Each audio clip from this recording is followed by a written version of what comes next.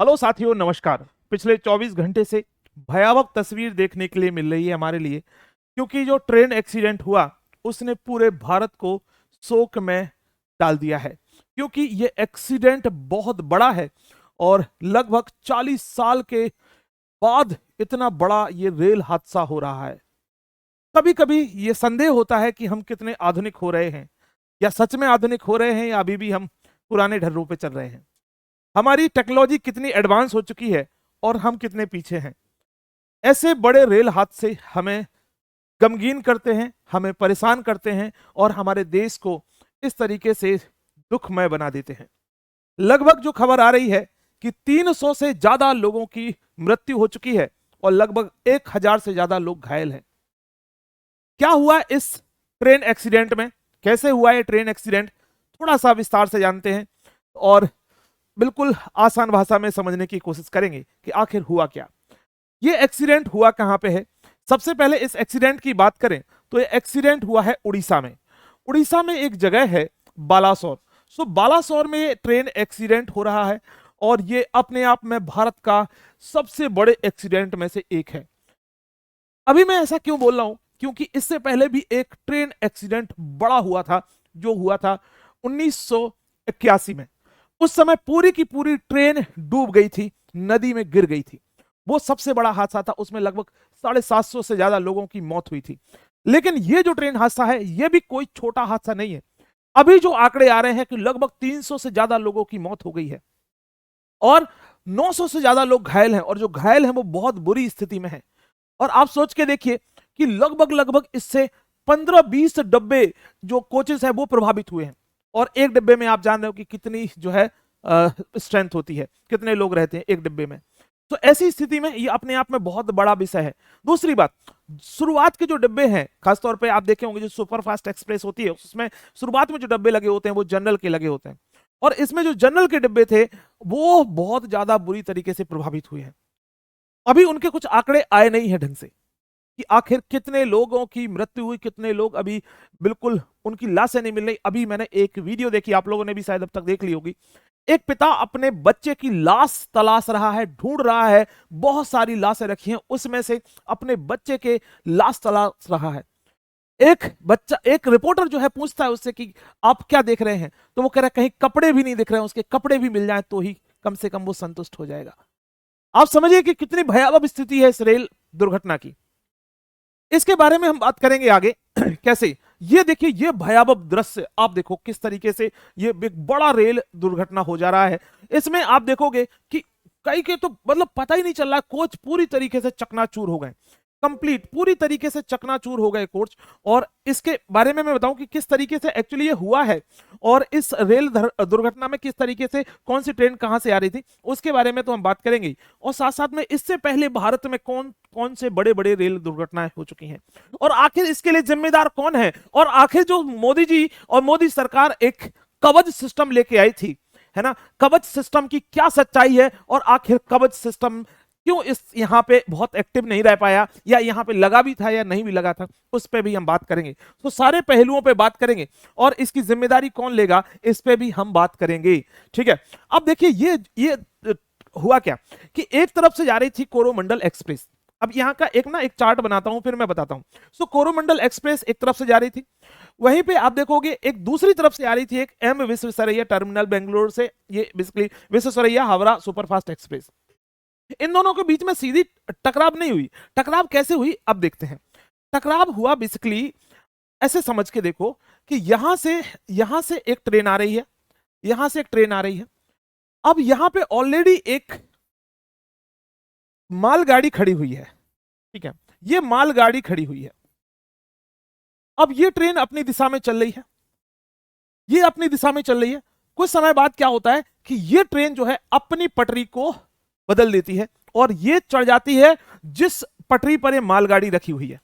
यानी कि ये जो ट्रेन आ रही है इधर से, जो कोरोमंडल एक्सप्रेस है, वो चढ़ जाती है इस मालगाड़ी पे, और ये मालगाड़ी के कारण इसके जो डिब्बे हैं वो डिरेल्ड हो जाते हैं, यानी रेल की पटरी से उतर जाते हैं, और ये जो है कुछ इस तरीके से ये उतर जाते हैं। इसके जो कोचेस हैं, जो डिब्बे हैं, बहुत तेजी से दूसरी तरफ से एक्सप्रेस, एक सुपर फास्ट एक्सप्रेस आ रही है, और वो जो डीरेल्ड डिब्बे हैं, ये जो डीरेल्ड हो चुके हैं डिब्बे, आप देखो यहां पे एक फोटो देखी होगी किस तरीके से यहां पे डीरेलमेंट दिख रहा है। तो एक जो है ट्रेन जो जो मालगाड़ी से जो टकरा रही है ट्रेन, उसी पर ये ट्रेन जो मालगाड़ी पर टकरा रही है, और इसी की वजह से जो डीरेल्ड हुए डिब्बे, ये जो सुपर फास्ट आती हुई ट्रेन जो दूसरी तरफ से आ रही है, विश्वेश्वरैया हावड़ा एक्सप्रेस और सुपर फास्ट एक्सप्रेस, और ये इस पे चढ़ जाती है, और ये पूरा खेल जो है सेकेंडों में हो जाता है, सेकेंडों में खेल हो जाता है।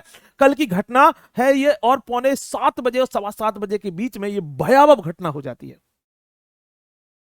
अब देखिए, तो ट्रेन हादसे की ये भयंकर तस्वीर है। यहां पे अब बात ये हो रही कि ये जिम्मेदारी आखिर किसकी है? क्या रेल ड्राइवर ने ऐसा किया है? क्या ट्रैक में कोई दिक्कत थी? इन सब की बातें हम बाद में करेंगे, क्योंकि अभी प्राथमिकी एक प्रॉपर तरीके से जब इसकी जांच होगी तब ये अंदाजा लगेगा कि आखिर गलती किसकी थी, क्योंकि बहुत बड़ी गलती है, बहुत बड़ी गलती। क्या ये छोटे से अधिकारियों पे इस गलती को डाला जा रहा है? क्या ऐसा तो नहीं है? कोई बहुत बड़े लोग इससे बचना चाह रहे होंगे? क्या ऐसा तो नहीं है? इस सारी बातों पे सवाल तो बनेंगे ही, और बनना भी चाहिए, क्योंकि बहुत बड़ा रेल हादसा है जिसमें 300 से ज्यादा लोग अभी तक मारे गए हैं, और इसके बाद अभी नंबर्स कंटिन्यू बढ़ते जा रहे हैं, क्योंकि जो घायल हुए हैं लोग वो बहुत बुरी तरीके से घायल हो गए हैं। अब यहां पे हम बात करेंगे कि आखिर भारत में इस तरीके के क्या और रेल हादसे हुए हैं क्या? इस तरीके से अब देखो यहां पे एक डिटेल दी गई है, एक वेबसाइट से लिया है मैंने। उड़ीसा के बालासोर जिले के बहानागा रेलवे स्टेशन के पास 2 यात्री ट्रेनें और एक मालगाड़ी टक्कर से 233 से ज्यादा, ये बहुत मतलब सुबह का डाटा है, से ज्यादा लोगों की मौत हो गई और 900 से ज्यादा लोग घायल बताए जा रहे हैं। अब हुआ क्या, हावड़ा बेंगलुरु जो एक्सप्रेस है ना, कि कई कोच पटरी से उतर गए और दूसरे ट्रैक पर शालीमार चेन्नई एक्सप्रेस, जिसे मैं अभी बोल रहा हूं, तो वो कोरोमंडल एक्सप्रेस से टकरा गए। तो ये बेसिकली यहां पे हुआ है, जो मैंने पूरी पिक्चर बताई वो पूरा ऐसी स्थिति बनी है। अब हम देखेंगे कि क्या इससे पहले भारत में ट्रेन एक्सीडेंट हुए कि नहीं हुए? बिल्कुल हुए, बहुत बड़ा हादसा हुआ था। वही हादसा है 6 जून का, 1981 में 6 जून को ये बहुत बड़ा हादसा हुआ था, जहां पूरी की पूरी ट्रेन जो है बागमती रिवर में ही डूब गई थी, पूरी की पूरी ट्रेन। सबसे बड़ा जो है ये ट्रेन एक्सीडेंट था अभी तक के इतिहास में भारत में। आप देख रहे होगे कि ये कहां पे हो रहा था एक्सीडेंट? ये हो रहा था बिहार में, बहुत बड़ा ट्रेन एक्सीडेंट है ना। उसके बाद आप देखोगे कि यहां पे लगभग 750 से ज्यादा लोग मारे गए, 750, बहुत बड़ी संख्या होती है 750 की, है ना। उसके बाद अगस्त 1995 में पुरुषोत्तम एक्सप्रेस का एक बड़ा जो है हादसा हुआ था, और ये टकरा गई थी कालिंदी एक्सप्रेस से, और जिसमें 305 लोगों से ज्यादा की मौत यहां पे हुई थी। उसके बाद यहां पे बात करेंगे 26 नवंबर 1998 को जम्मू तवी और सिल्दा एक्सप्रेस ये टकरा गई थी, और जो डीरेल्ड कोचेस हैं उनसे, और फ्रंटियर गोल्डन टेम्पल मेल से, ठीक है, और इसमें लगभग 212 लोगों की मौत हो गई थी। अगस्त 2 को और 1999 की बात करें तो यहां पे ये एक ट्रेन हुई थी, बेसिकली कहां पे ये हुई थी, ब्रह्मपुत्र मेल के साथ ये ट्रेन बेसिकली क्रैश कर गई थी, और ये कहां पे, अवध असम एक्सप्रेस से, ठीक है। सो ये एक बहुत बड़ा हादसा था जिसमें 285 लोगों की जान चली गई थी। 2016 में, है ना, 2016 में एक ट्रेन का एक बहुत बड़ा हादसा हो रहा है जिसमें 260 से ज्यादा लोगों की मौत हो जा रही है। उसके बाद 2002 में एक बहुत बड़ा ट्रेन हादसा हो रहा है जो 140 से ज्यादा लोगों की मौत हो जा रही है। उसके बाद 1994 में एक बहुत बड़ा ट्रेन हादसा, 126 लोगों की मौत हो जा रही है, और उसके बाद 2010 में 148 लोगों की मौत हो जा रही है ट्रेन के एक्सीडेंट से। और एक बहुत बड़ा 1956 का ट्रेन एक्सीडेंट, आपको पता है जो बात जानते हैं आप सब लोग, कि जब ट्रेन एक्सीडेंट हुआ तो उस समय लाल बहादुर शास्त्री साहब ने तुरंत इस्तीफा दे दिया था, उस ट्रेन हादसे में तुरंत दे दिया था।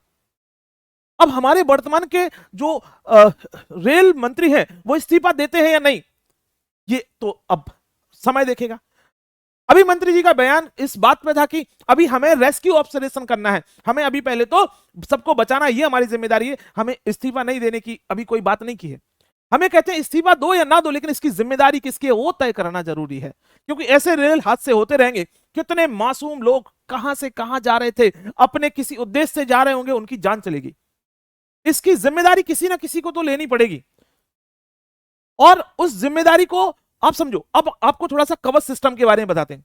अभी मोदी सरकार एक कवच सिस्टम लेके आई थी कि ट्रेन का जो अश्विनी वैष्णव जी भी हर जगह जो है बता रहे थे कि ऐसे ट्रेन का जो कोलाइजन है वो रोकेंगे, ट्रेन के टकराव को हम रोकेंगे, हमारा कवच सिस्टम आ गया है, ये प्रॉपर तरीके से अच्छे से काम करेगा, सारे ट्रेन एक्सीडेंट रुक जाएंगे, ऐसा वैसा खूब प्रचार हुआ। सरकार प्रचार करने में देखो, ये आज बहुत बुरा लग रहा है, लिटरली बोल रहा हूं, बहुत बुरा लग रहा है कि आप सरकार क्या कर रही, प्रचार करने में भयंकर आगे। वंदे भारत जाती है तो तुरंत जो है मोदी जी झंडी फहराने पहुंच जाते हैं। बात उद्घाटन की नहीं है, बात उसकी निगरानी की भी है। जब वो काम हो रहा है और या आप कोई उद्घाटन कर चुके तो उसमें यह भी देख लो कि इसकी क्वालिटी क्या है। कोई काम हो रहा है तो उसमें काम हो भी रहा है कि नहीं हो रहा है। ये अपने आप में एक बहुत बड़ी सवाल है, आपको भी सोचना पड़ेगा, हम सबको सोचना पड़ेगा फिलहाल में। सो ये एक कम्युनिकेशन सिस्टम, सॉरी ये बेसिकली एक ऐसा सिस्टम बनाया गया जिसे हम लोगों ने कवच सिस्टम कहा, और ये रेडियो जो है सिग्नल्स पे काम कर रहा है ये सिस्टम। इसमें ये बात कही गई कि देखो, ये मान लो एक ट्रेन इस तरफ से आ रही है और दूसरी ट्रेन मान लेते हैं कि दूसरी तरफ से जा रही है, एक इस तरफ से आ रही और एक इस तरफ से। तो इन्होंने बोला कि हम इसमें ना एक डिवाइस लगाएंगे, है ना, यहाँ पे एक डिवाइस लगाएंगे और यहाँ पे एक डिवाइस लगाएंगे। तो ऐसी स्थिति में क्या होगा कि ये यहाँ पे जो सिग्नल के कम्युनिकेशन होगा, यानी जब सिग्नल इसके पास ये सिग्नल पहुंच जाएगा कि यहां से ट्रेन आ रही, और इसके पास ये सिग्नल पहुंच जाएगा ये यहां से ट्रेन आ रही, और इस वजह से हम क्या कर सकते हैं, इस वजह से हम ट्रेन के एक्सीडेंट्स को रोक सकते हैं। देखो, उद्देश्य अच्छा है, नो डाउट, बहुत अच्छी बात है, लेकिन क्या इस ट्रैक पे आपने लगाया? ये यूनियन बजट 2022 में इसके बारे में बात की थी, यूनियन बजट 2022 में इसके बारे में बात की थी, कवच सिस्टम के बारे में। क्या आपने इसको लगाया या नहीं लगाया? अभी पूरी जांच पता चलेगा कि कवच सिस्टम उस पर इंस्टॉल्ड था या नहीं था, कवच सिस्टम इंस्टॉल्ड था या नहीं था, ये बात के बारे में बात पता चलेगी, है ना। और कवच सिस्टम नहीं था तो क्यों नहीं, बड़ी लंबे रूट की ट्रेन है, लंबे रूट की ट्रेन में से और ज्यादा जरूरी हो जाता, और इतनी हाई स्पीड ट्रेन है इनमें तो और ज्यादा जरूरी होता है। आपकी प्रायोरिटी क्या है, ये हमें थोड़ा सा यहां पे समझने की जरूरत होगी। तो ये था कवच सिस्टम। अब इस कवच सिस्टम, अभी जो प्राथमिकी, अभी जो जो शुरुआत की जानकारी आ रही है उसमें ये पता चल रहा कि इस रूट पे कवच सिस्टम अभी इंस्टॉल नहीं किया था, इन ट्रेन में कवच सिस्टम इंस्टॉल नहीं किया गया था। तो शायद क्या इस वजह से हो गई है दुर्घटना, या फिर किसी ने निगरानी नहीं की, या फिर ट्रैक में समस्या थी, कौन जिम्मेदारी लेगा? हमारी सरकार जिम्मेदारी लेगी इसकी या फिर नहीं लेगी, या फिर हमेशा की तरह से जो है सरकार इससे भी बचेगी और किसी और पे जिम्मेदारी थोप करके, या फिर बिना रिस्पांस के, कोई बिना रिस्पांस दिए ही इस एक्सीडेंट को ऐसे ही सह लेंगे, क्योंकि ये बहुत बड़ा रेल हादसा है। आप रो दोगे जब उस बाप की चीख समझोगे, उसके अंदर का दर्द समझोगे जो अपने बेटे के कपड़े ढूंढ रहा है पूरी लाशों में से। आपको तय करना होगा कि आखिर जिम्मेदार कौन है। कमेंट में आप लोग कमेंट करके बताइए कि आखिर इस पूरी घटना का जिम्मेदार कौन है। और जो लोग घायल हुए और जो लोग मृतक हैं, खासतौर पे जो लोग मृतक हैं उनके लिए मेरी श्रद्धांजलि, और जो घायल हैं वो जल्दी से रिकवर कर जाएं, उनके लिए भी आशा करते हैं कि जल्दी जल्दी रिकवर कर जाएंगे सभी के सभी।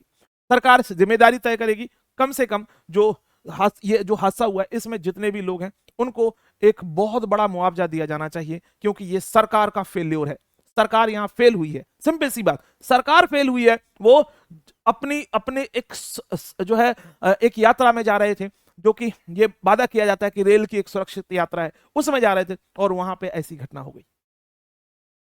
आप लोग कमेंट करके बताइए जिम्मेदारी